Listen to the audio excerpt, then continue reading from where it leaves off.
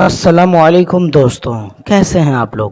دوستوں، اورنگزیب عالمگیر اپنے عوام کے علاوہ بیرونی دنیا میں بھی اس قدر ہر دل عزیز تھے کہ ان کے تخت نشین ہونے کے بعد شریف مکہ کے علاوہ ایران، بلخ، بخارا، کاشغر، میوا کے حکمرانوں کے علاوہ بصرہ اور حضرموت، یمن اور ایبیسینیا کی حکومتوں نے ان سے سفارتی تعلقات قائم کیے۔ اس کے بعد 1690 میں قسطنطنیہ سے بھی ایک سفارت اورنگزیب کی خدمت میں بھیجی گئی، اور وہ ایسا نیک دل بادشاہ تھے کہ کبھی انہوں نے کسی سفیر کو مایوس نہیں کیا۔ بیشتر حکومتوں اور حکمرانوں کے ساتھ اپنے آباء و اجداد کے وقتوں کی دیرینہ عداوتوں کو انہوں نے یکسر ختم کر کے رکھ دیا۔ اورنگزیب کے دور حکومت میں مشرق وسطیٰ اور مشرق کے قریب میں مغلوں کی حکومت کو نہایت احترام کی نظر سے دیکھا جانے لگا، اور اس کے علاوہ 1665 میں اورنگزیب عالمگیر کی طاقت و قوت کو دیکھتے ہوئے لداخ کے حکمران نے اورنگزیب کی اطاعت قبول کر لی۔ اپنی سلطنت میں اس نے اورنگزیب عالمگیر کے نام کے سکے جاری کیے، اور پہلی بار اس کے دارالحکومت میں اذان کی آواز گونجی تھی۔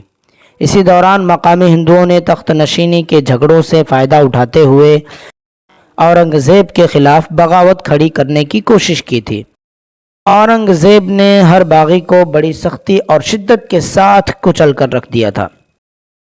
سب سے پہلے مندھیلا کے چمپت راؤ مندھیلا اور نوانگر کاٹھیا واڑ کے رائے سنگھ نے بغاوتوں کا سلسلہ شروع کیا، لیکن اورنگزیب نے ان پر حملہ آور ہو کر ان کی بغاوتوں کو سختی سے کچل کر رکھ دیا۔ اس کے بعد بیکانیر کے کرن سنگھ نے جب سر اٹھانے کی کوشش کی تو اسے بھی خوب رگیدا گیا۔ اس کے بعد اس نے اورنگزیب سے معافی طلب کر لی۔ اس طرح ملک کے مختلف علاقوں میں اورنگزیب نے امن و امان قائم کر دیا۔ اورنگزیب کے دور حکومت کی پہلی بڑی جنگ آسام میں لڑی گئی۔ 16ویں صدی کے آغاز میں ایک شخص نے بنگال کے شمالی علاقے کوچ بہار میں اپنی حکومت قائم کر لی تھی۔ اس کی نسل سے علاقے کا تیسرا حکمران لکشمی نارائن تھا، جس نے اکبر کی اطاعت قبول کی تھی۔ بعد میں یہ سلطنت دو حصوں میں تقسیم ہو گئی، ایک کا نام کانگوٹ اور دوسرے کا نام کچھ ہاجو تھا۔ 1612 میں لکشمی نارائن اور کچھ ہاجو کے حکمرانوں کے درمیان جنگ کا آغاز ہو گیا۔ مغلوں نے اس تصادم سے فائدہ اٹھاتے ہوئے کچھ ہاجوں پر قبضہ کر لیا، لیکن اس قبضے کے نتیجہ میں مغلوں کو اس نسل کے سارے حکمرانوں سے متصادم ہونا پڑا۔ دراصل اس نسل کے لوگ 13ویں صدی عیسوی میں یہاں آئے اور انہوں نے آسام کے مرکزی اور شمالی علاقوں میں اپنی حکومت قائم کر لی تھی۔ یہ لوگ شیطان کو پوجتے تھے اور شب خون مارنے میں مہارت رکھتے تھے۔ ان کے قبیلے میں جو شخص زیادہ طاقتور ہوتا اپنی حکومت قائم کر لیتا اور دوسروں کو غلام بنا کر مکانات وغیرہ کی تعمیر شروع کر دیتا۔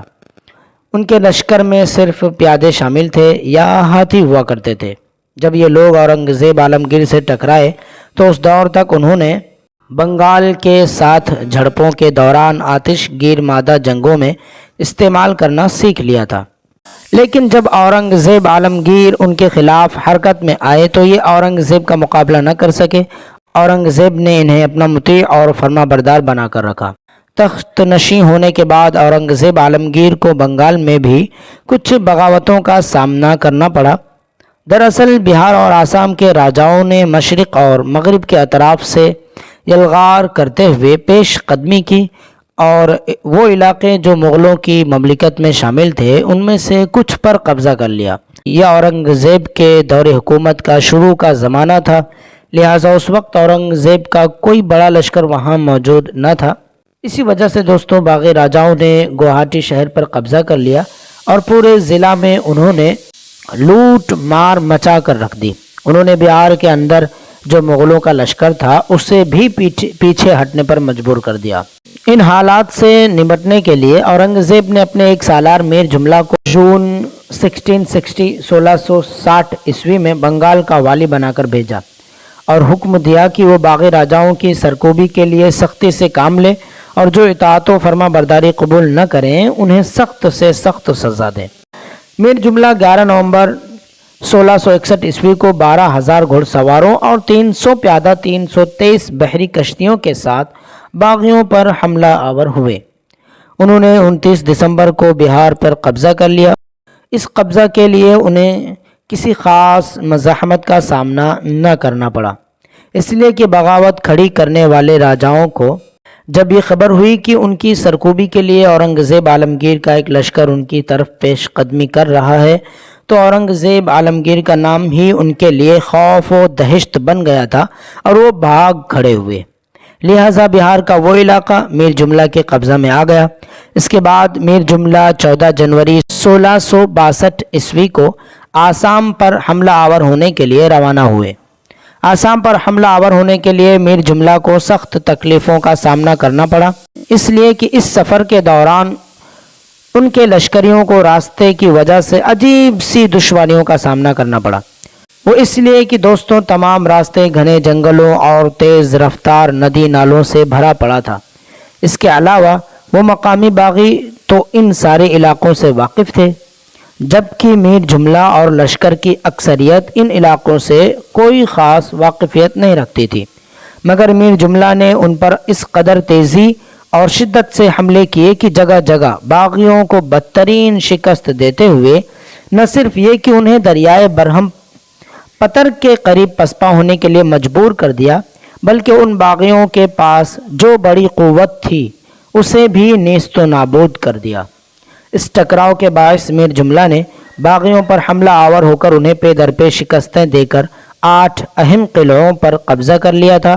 اس کے بعد میر جملہ آگے بڑھے اور ان باغیوں کے دارالحکومت کے گھر گاؤں پر بھی وہ قابض ہو گئے تھے۔